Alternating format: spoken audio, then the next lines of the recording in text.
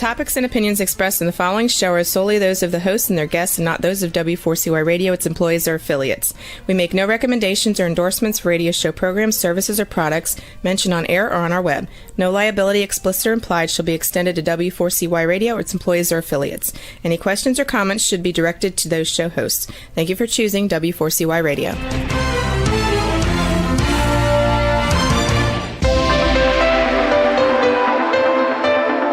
Churchill said, "Those who fail to learn from history are condemned to repeat it." Kevin Hallinan believes that certainly applies to business.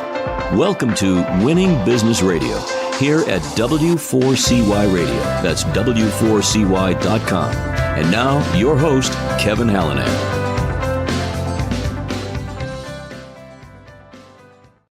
Thanks, everybody, for joining in today. I am Kevin Hallinan, and welcome back to Winning Business TV and Radio on W4CY.com.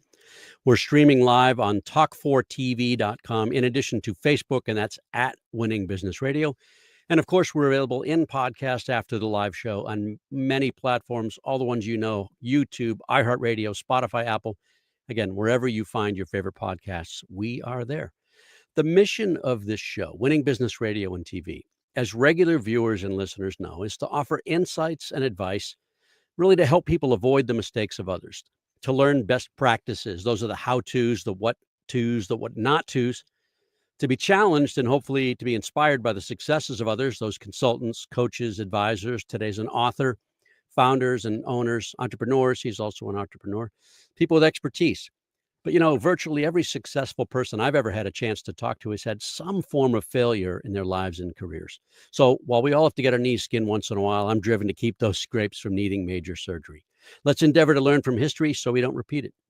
I've spent the better part of my career equipping businesses to grow, and that's from solopreneurs to small and medium-sized companies all the way up to the Fortune 50.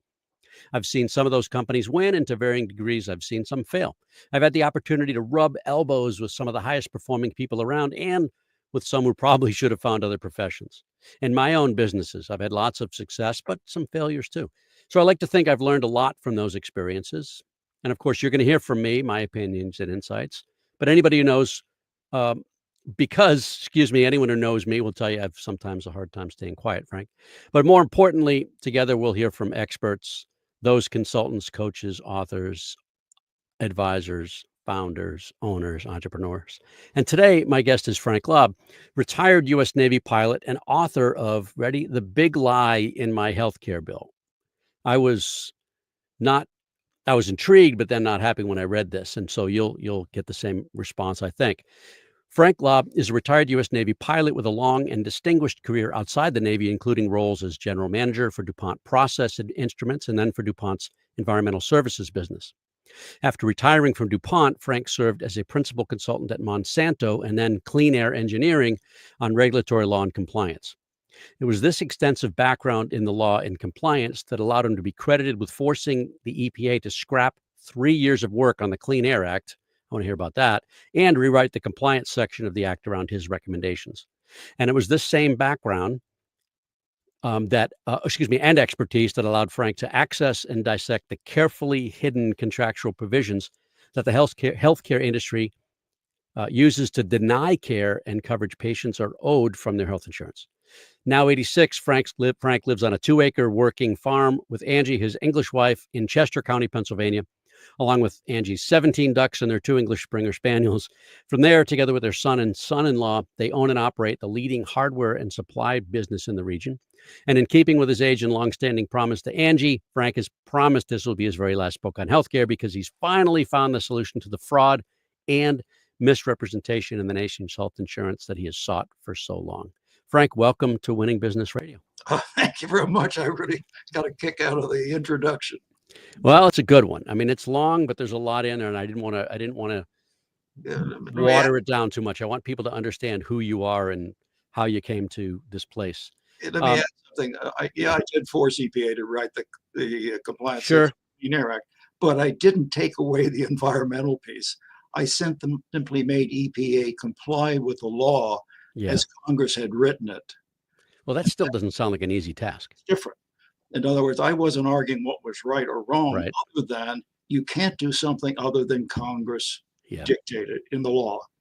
And it's pretty much the same thing I'm doing here. Mm-hmm. There's a part of the law, or at least in this case, it's contract law, that you can't see. And it took me 3 years with the knowledge that I have to get access to these contracts. And I've honestly never bumped into anybody except somebody maybe within the industry that's ever read them. And Well, that's unbelievable. Let me back you up a little bit, though. Tell us about the business, a little bit about the hardware, Cameron's, right?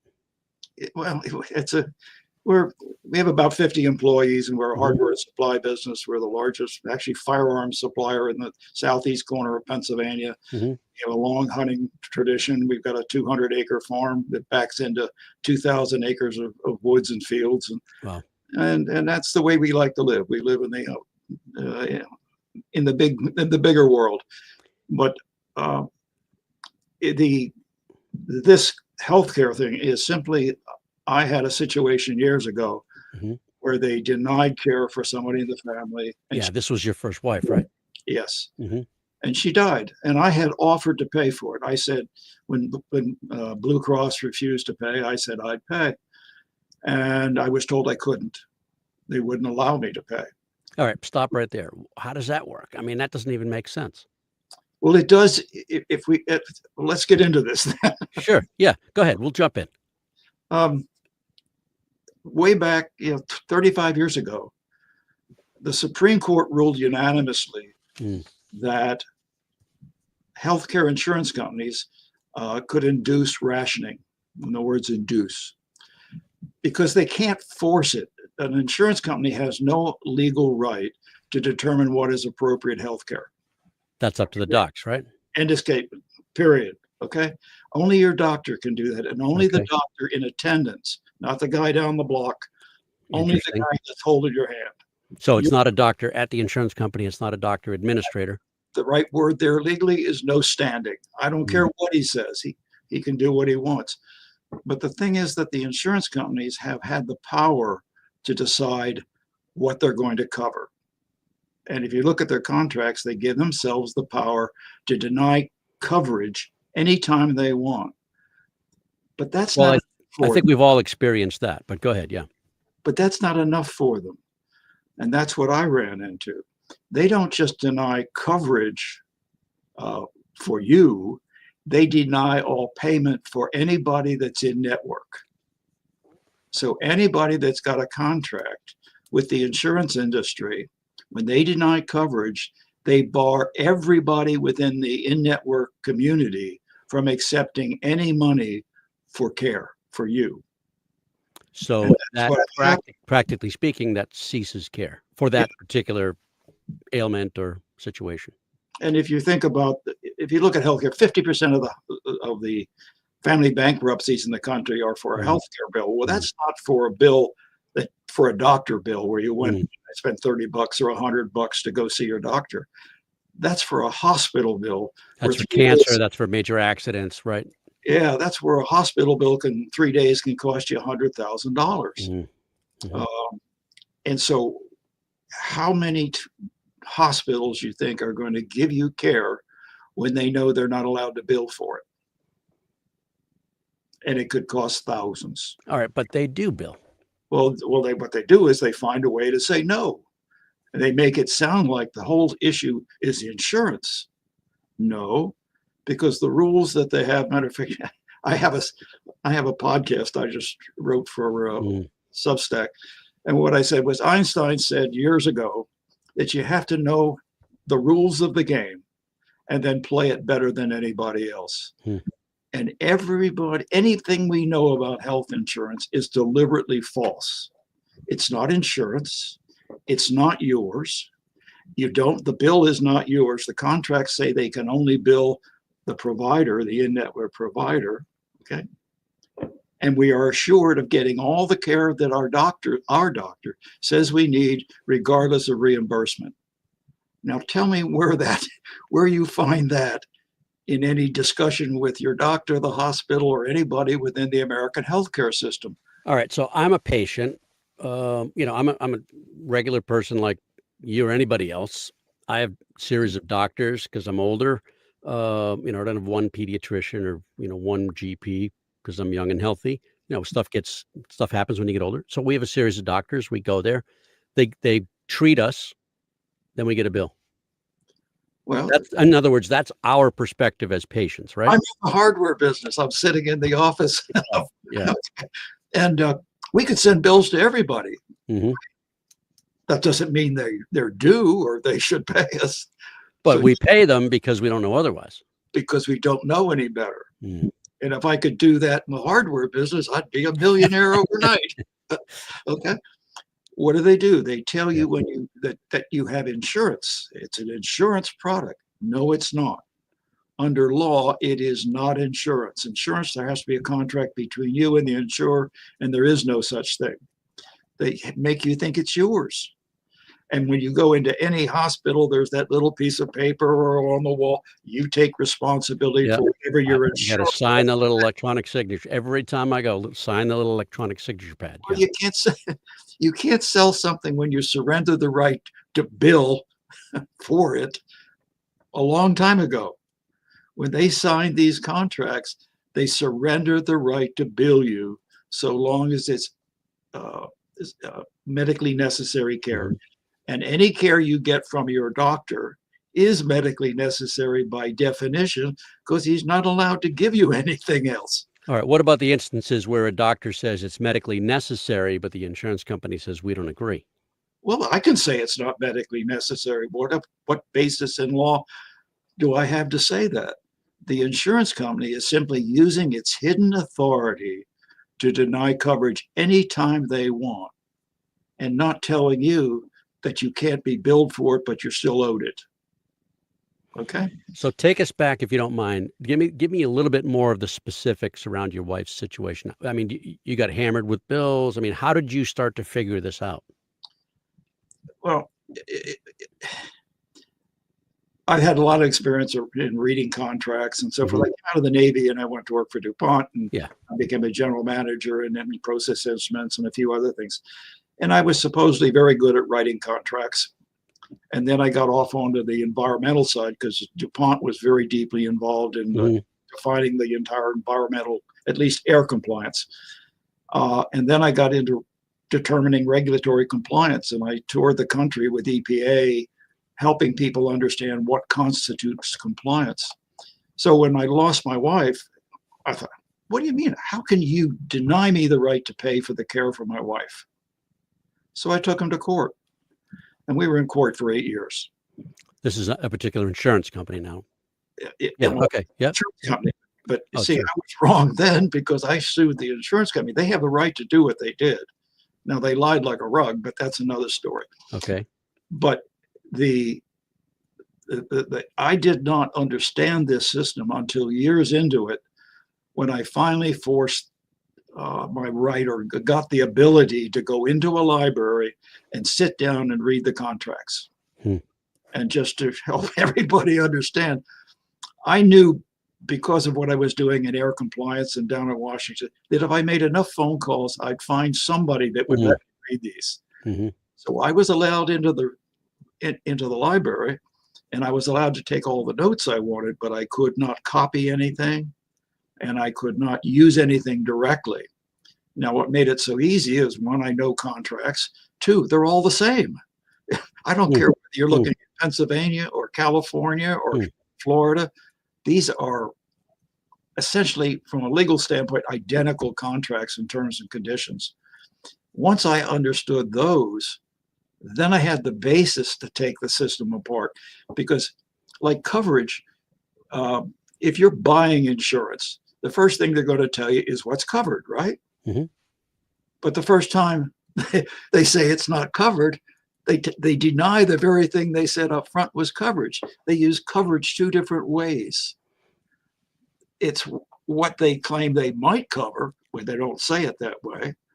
So when they actually deny coverage, well, that's not a covered benefit. Well, if you get caught in that loop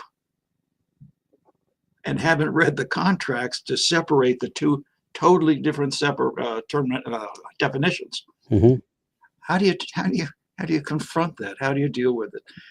But let me jump a little further out. All right. we can take this thing apart because these are smart people and they've been doing it for a long Sure. time. So, And they've got lots and lots of lawyers. there's lots of room to argue about the little pieces here and there and what they've Mhm. done. But the fundamental point is that they want to ration our healthcare. And the only way they can do that is deny all payment when they deny coverage. All right, we're gonna pause on that thought.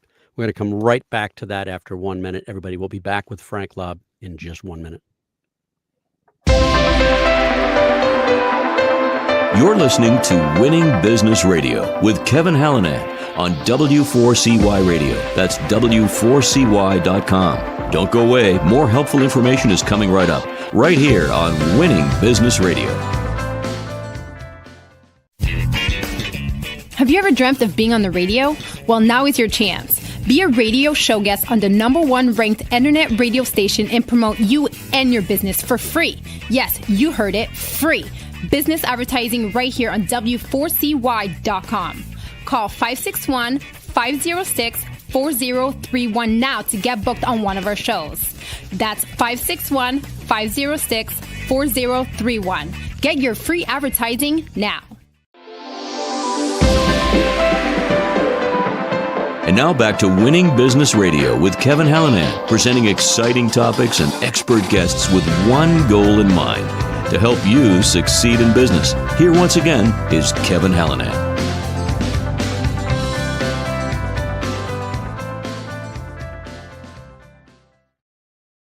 We're back with Frank Lobb, author of The Big Lie in My Healthcare Bill, and you just dropped the bomb. They want to ration care. I think I think many people know that conceptually, but I don't think they can prove that or even test it legally. At least from an individual patient's perspective. Dig in.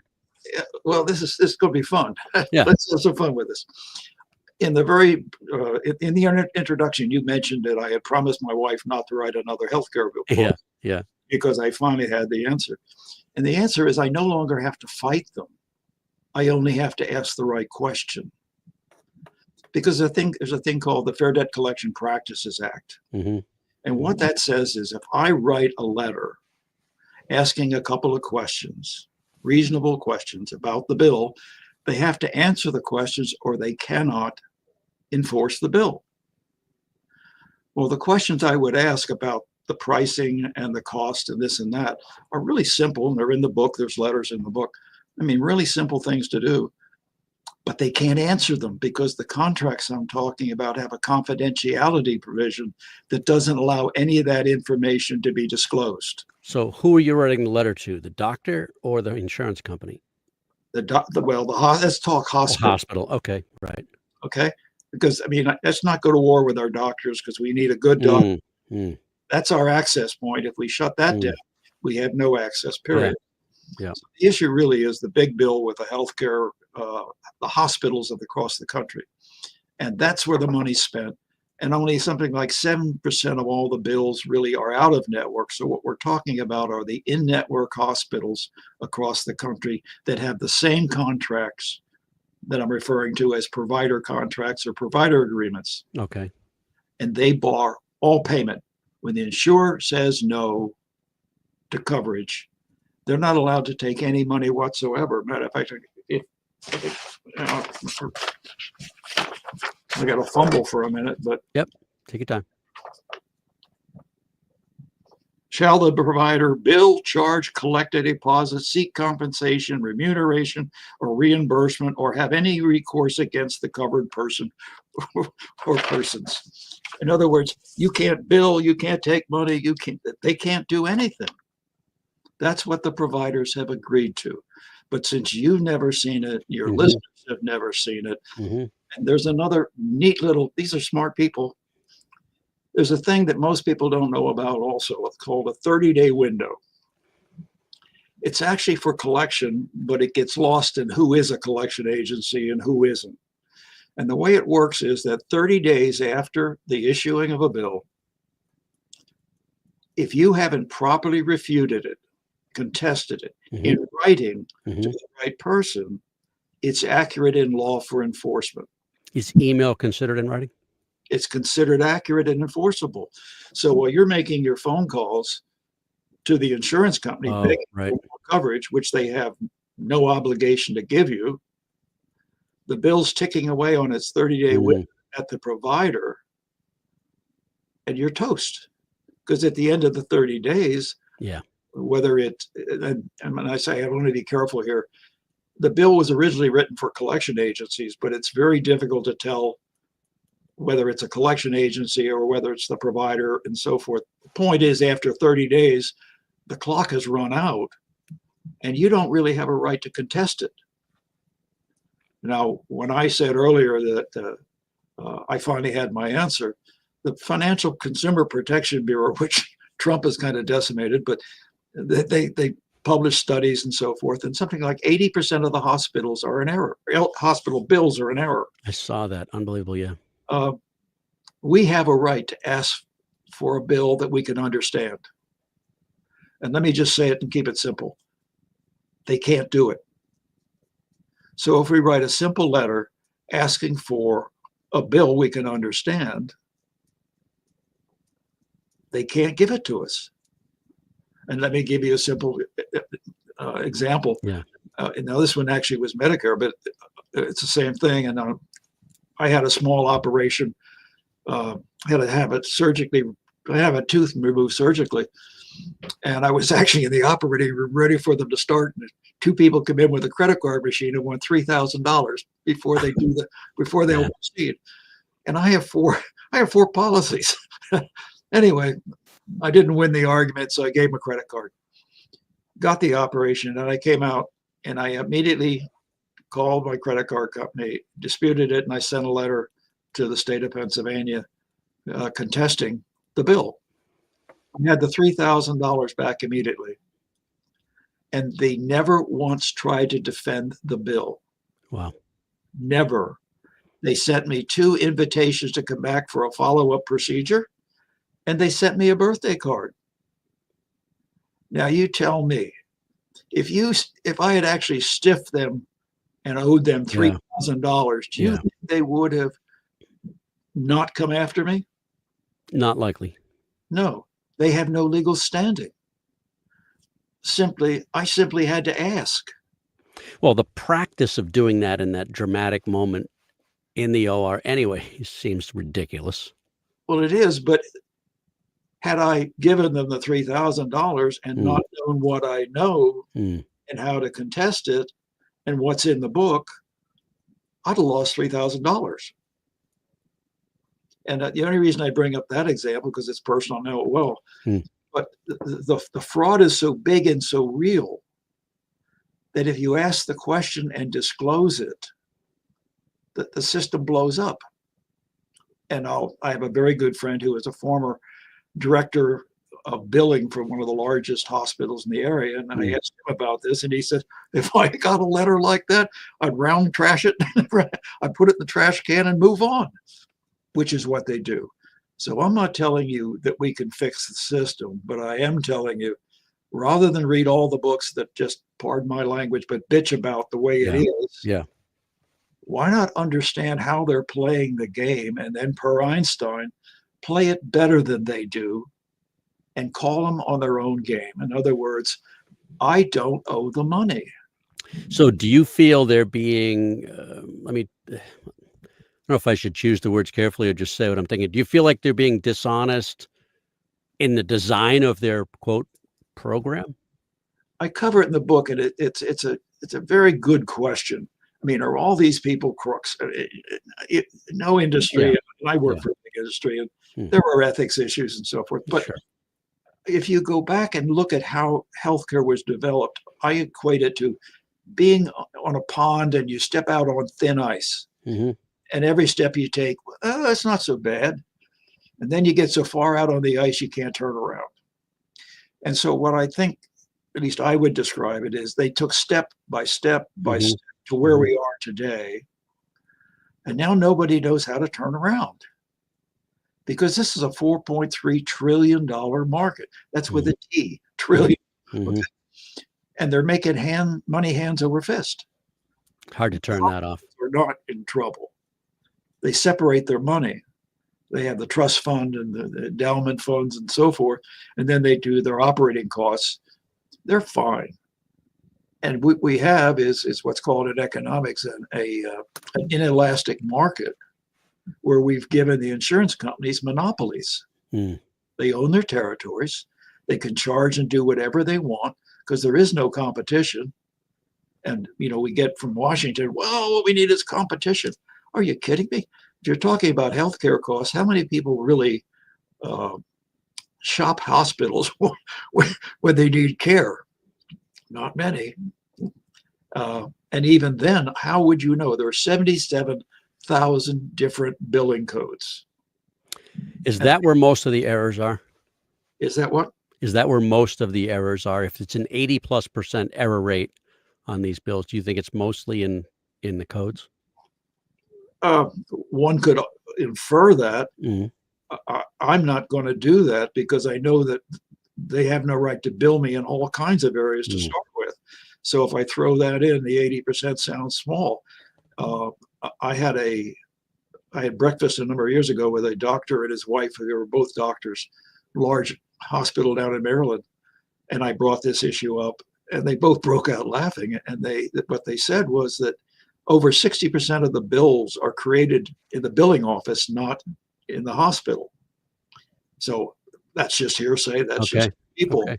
But if you think about it, with 77,000 billing codes, they can't even agree on how to use them because you can combine them into a single code, or you could split them up and bill them separately. The hospitals prefer to split them up because they can bill more, and the insurance companies prefer to collect them and bill them as a single code under a number of codes because then they can pay less. So what the true number is, I don't know. But it feeds my book very well because what I said earlier was they really can't give you an understandable bill. And under law, they have an obligation to do that. And fortunately, there have been enough studies and enough work done by the Financial Consumer Protection Bureau that we can cite them and simply, in all due honesty, say, I want to get this bill paid. See, but you need to help me. Help me understand my bill. And they can't do it. And so what I would say to everybody here is, my dad taught me a long time ago, you have to be able to take care of yourself. And if you don't, you deserve what you get. I'm not, but it would serve everybody well if they simply read it and understood it. It's not a very long book. And at least understand the system as Einstein said. Then you can decide how you're going to play it. But I recommend you play it better than at least the hospital's playing it. Well, I didn't read the book before the show. I did order it. It's on the way. Okay. So I will be reading it because I just think, I'm not a genius. Okay. I like to think I'm pretty smart, but I'm not a genius. I'm simply saying everybody knows what I'm about to say. Healthcare is broken, and the attempt to fix it made it worse, in my opinion. And if I were a doctor, I'd be frustrated. And many doctors, at least general practitioners, they're going into research, they're consolidating. Our doctor just left her practice for another one, and it's a big Massachusetts group, like the gold standard group, and now she's going to another one. So even they say it's messed up. They can't make sense of it. And we don't, what would you say to somebody that says, oh, you're just trying to game the system? And I don't believe this, but just the critics might say, you're just trying to game the system. You found a loophole to not pay for what you should be paying. Well, wait a minute. I'm in a hardware business, and I have to adhere to my contracts, right? For sure. And if I contract to pay for something, I got to pay it. There's nothing in my book that doesn't talk about the contracts that they have obligated themselves and to us to perform. Okay. All I'm saying in the book is don't stiff them. Just pay what's the contract demands. Okay. Great point. In our system, healthcare system, if you don't take care of yourself, you're going to get hurt because we are going to lose 20% of our doctors over the next, 10 years. 20%. And it's hard enough now. It already takes 3 weeks to see a doctor. What is the credo within a hospital emergency room when you go? It's treat them and street them. That's not my term. That's theirs. Mm. Do as little as you can and throw them out the door to go see their doctor. That's the system. Now, I'm not really here criticizing. Right. To go down Right. that road, okay? Right. I'm just saying that as an individual, I've learned how to deal with the system they have. All right, let's hold that thought. We're going to get one more commercial in. We'll be back in about 60 seconds with Frank Lobb. You're listening to Winning Business Radio with Kevin Hallinan on W4CY Radio. That's W4CY.com. Don't go away. More helpful information is coming right up, right here on Winning Business Radio. The YP.com website is your local search engine. If you're looking for a good restaurant, it can help you find the right one nearby with ratings and reviews. Or if your car breaks down, you can use the YP app to find the closest repair shop. Or maybe you're just looking for something to do on a Friday night. Well, it has great local coupons for all sorts of things in your area. No matter what, when, or where, if you're looking for something, YP Local Search can help you find it. So go to YP.com or download the app to search local, find local, and save local. And now back to Winning Business Radio with Kevin Hallinan, presenting exciting topics and expert guests with one goal in mind, to help you succeed in business. Here once again is Kevin Hallinan.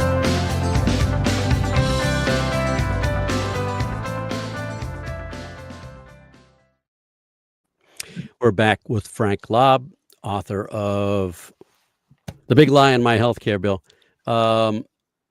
What do you want people to know, practically speaking? Like, for example, my question is, and you've answered a little bit of this, do I alienate my doctor? No, you said you shouldn't, and I agree. How about the hospital? Do I alienate the hospital? Do I need an attorney? Does this affect my credit score? Can you answer some of those questions? Well, there's pretty much an agreement anymore that they can't even enter it in your record for non-payment. I think it's 180 days. Mm-hmm. And healthcare bills have become notorious for misreporting. So there's been a lot of work to stop it. Mm-hmm. And I'm going to argue that if you follow my book, it won't ever get to 180 days. Okay. Look, I'm going to say it this way. I don't have to be right here. I'll invite anybody within the healthcare system to come in and tell me where I'm wrong.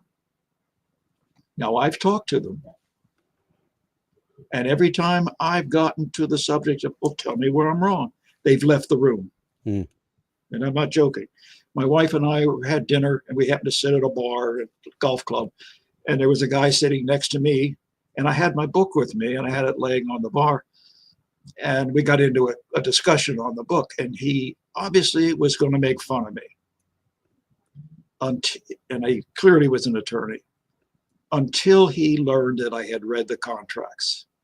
Mm. Then he literally, and I do not joke, he literally left his dinner on the bar and left the room. That's real. Wow. These contracts are as secret as you can imagine. They've been declared by the states as proprietary documents, not to be released to the public. So all I'm saying is I've had the opportunity to read them. And since I have, I can share that with the public, and I'm doing that. And if I'm wrong, all the industry has to do is come tell me. Well, the interesting nuance is, and I don't know if people caught this, the contract is not between the insurer and us. It's between the insurer and the provider. Bingo. Yeah. So what's wrong is the insurer is not enforcing its contract. It's backing out of its obligation to provide coverage, knowing that it can pass the bill onto the provider to bounce onto you. And in 30 days, it's real. Mm. Mm-hmm. It's a perfect system. And if we want to subject ourselves to it, I guess that's anybody's choice. Or you can come tell me where I'm wrong. But if you read these contracts, it is clear. Well, I'll give you a quick example. Yeah. Every one of these contracts has a utilization review provision. So, okay, you get coverage and you get the operation. And 30 days later, this insurance company takes another look at it. They call it a utilization review and they go, oh, we made a mistake. We should not have covered this. They then have the right to pull the money back. I've never had that happen, thank God. Oh, it's happened plenty. Didn't know it could. Give you examples, and big money. But what the people and even the attorneys don't realize is that provision, yes, the insurer can pull the money back from the provider. Wow. But the provider is absolutely barred from billing the patient. But they do. Yes, because you and I don't know that we don't owe the money. Mm-hmm. Mm-hmm. You don't see the contract.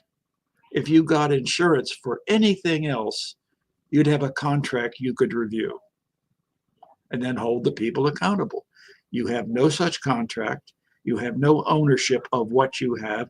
The provider, the employer owes it, or if you buy it yourself, the insurer owns it. So you don't even have the right to sue because you have no ownership. They basically close it off. It's a great system from their side. Let's go to Einstein's world. Let's learn how they're doing it, and then simply ask a few questions and turn the system around in our favor. Because we're not going to get any more health care than our doctor says we need, and we're not going to have to pay any more or walk away from any bill that their contracts don't say we don't owe. Does that make sense? It does. That's kind of convoluted, but all I'm saying is, why should I pay a bill that their very own documents say I do not owe? And if there's anybody in this business community can tell me how to do that, I'm going to apply it here in my business because I can make money hand over fist. You're right. You could include that in your consulting. So how and why, not how, why did this become your mission? I mean, you could be doing other things, right? You're really into who I am. Yeah. At 87, I have a right to look back on my life and have an idea who I am. Totally. I made a decision a long time ago to stand up for what's right. And I've hurt myself career-wise any number of times by saying, no, I'm not doing that. And this was so wrong that I had to find out how and why. I could be wrong, but it just seemed terribly, terribly unfair and against everything I knew in law. And once I had it, I'm really the only one with it. You find another book with it. So my only choice is either to share it or shut up and walk away. And, that's not right. That's not what my grandfather taught me. I get a little mushy, but, I still believe right's right. Ethics. So this may be an obvious question. Why don't you think more people are aware of this? How is it perpetuated? It's completely counterintuitive. If I call it insurance, every other insurance I owe what isn't paid. All right. So you did make the point this is not insurance. Oh, no, it's not. What would you say? What is it? I have an attorney come in and tell me how it's insurance. Yeah. It's not. Okay. And it just doesn't meet the definition of insurance. As a matter of fact, originally it wasn't called insurance, but there's some tax benefits from being called an insurer. So let me put it around another way. In the state law, you have a right to call yourself pretty much what you want to call yourself. That doesn't mean you're really an insurance company. So I can label myself as insurance without meeting the needs of an insurance company. And these are smart people. And by the way, this is not a very simple solution or problem to solve. Right. I just believe if we're honest and we get in the room and we talk about the needs of both the country and the people, we can find an answer as long as we stay within the truth and not try to play games with it. And what's happened here is I can tell you very quickly, they started originally giving all the care you need for a very simple monthly payment. That was the model. And that was back in around 1929. Well, as healthcare became more expensive, they began looking for ways to cut costs, deny coverage. So the old model was all the care you needed for a small upfront payment. They were never able to change it. They were never able to pull it back from the marketplace. So they kept all the care that you need. Look at the TV commercials. Well, you get it all, except when you need it. And then little by little, they look for clever ways to deny coverage, but carry it back to actual care. And let me say it this way. If I had been successful up front when my wife was ill and had been allowed to pay, I could have taken them into court and they'd have lost, because it was definitely necessary health care, promised necessary health care. They have no right to deny it. And a jury would have given me the verdict. They know that. They can't afford to have this go into court. So why is there not, and maybe there is, and we just haven't talked about it yet, why is there no pushback? Nobody knows to push back. Like, you're dealing with companies, you're bringing awareness through this show and others. You're telling me, you're telling, thousands of people listening and watching. At some point, it's a groundswell, and you haven't experienced any pushback yet. I'm going to say it this way. I think if we try to fix the system, we're just we're wasting our time. I'm focused on helping you and your listeners individually fix it themselves. Right. Because the laws are still there. The doctor still works for me. I don't care who pays him. The law says he's mine. Okay. And I've never found a doctor yet that when I reminded him of that, he didn't appreciate it. Yeah.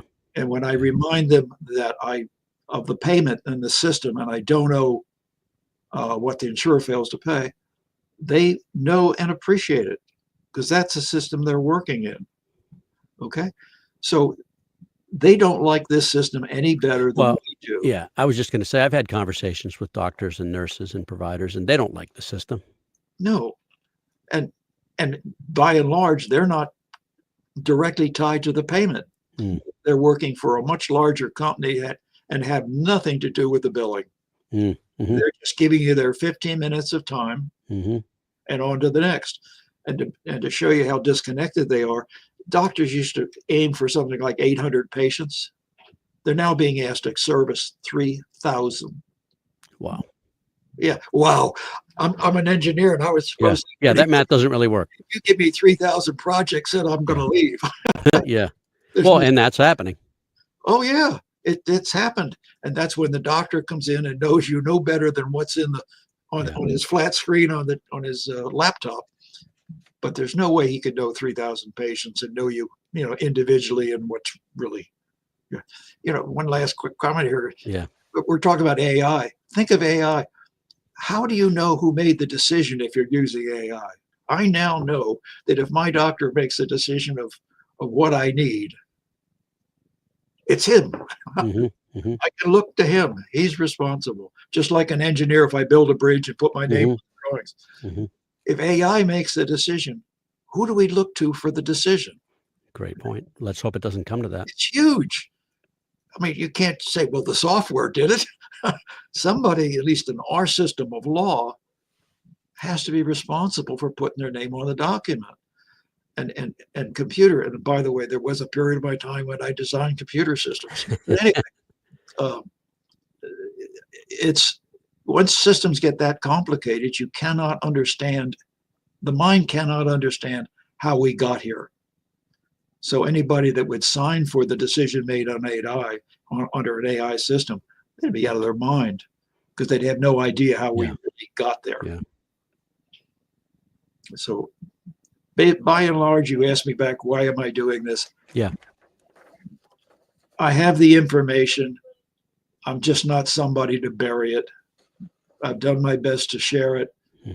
I really do mean I'm not writing another book. I've had it. Fortunately, the Consumer Protection Bureau and the Fair Debt Collection Practices Act and the studies that have been shown to where hospital bills are so much in error, and there's a real issue about bankruptcy across the nation with healthcare. And, well, you said it earlier, but I've heard it elsewhere It that just medical bills are the number one cause. exactly. Mm. And I'm just hoping that the information I have in the book is significant enough to help the individual So, deal with this really very, very large problem. Because trying to solve the overall problem is, it's just too big a ship to yeah, move. yeah. As much as they tried a number of years ago, Yes. Obama administration. And Well, even if we said they had the right intentions, well, but I think they made it worse. Obama had the same problem you and I are just discussing. Yeah. Obama is not insurance. Obamacare is simply the requirement that you buy insurance. Yeah, the marketplace and they the did requirement. change Yeah. policies. In other words, he fell back instead of trying to go for Medicare or whatever, a government model. He simply adopted a model where you buy private insurance off the marketplace or get it from your employer. Well, they ignored the problem that we're discussing, or that it's in my book. And I don't think, I would bet heavy money he didn't know it. Hmm. People who have signed, for the legislation and so forth, Yeah. I'll bet you heavy money they do not know the way that that care is being denied. There's the actual linchpin in the system, and the linchpin is that they've been able to deny all payment. Which, by the way, I could, if you had more time, I'd give you great proof how it's not only unconstitutional, but the states have gone way out of their way to try to hide it. Wow. They cannot deny us the right to pay for our own health care. And so the issue is so big, and they've done it, that if you raise it in a simple little letter under the Fair Debt Collection Practices Act, they have no place to go. I'm going to say it this way: the emperor has no clothes. Well, I bought the book, $20 delivered from Amazon. Is that the best place to find it? Well, if you go to either killabill.com, it Yep. has a QR code, it'll take you there, or you can go to Amazon and ask for it under my name, or the Killabill. Under the big lie, my healthcare bill. But the name of the book or killabill.com, the website, that both will take you there. And by the way, if somebody comes up with an explanation where I'm wrong, Yeah. I welcome it. Challenge is put out there. The gauntlet's been dropped. Yeah. So 2 questions. Who in the listening and viewing audiences may want to reach out to you, and why? Number 1. Who you say that again? Who watching or listening may want to reach out to you, and why? I think it's the individual. Yeah. Because I originally thought professionals would want to do it, and they are so tied into the system. Yeah. Financially and whatever, they don't want to touch it. I mean, I really thought, I was an engineer, and I would have read it simply out of intellectual curiosity within my own profession. Okay. I don't find that to be the case. The people who are closest to it don't want to touch this with a 10-foot pole. Well, there's no good answer to your point of the system, right? No good answer there. So to your point, again, goes to the individual to take care of themselves.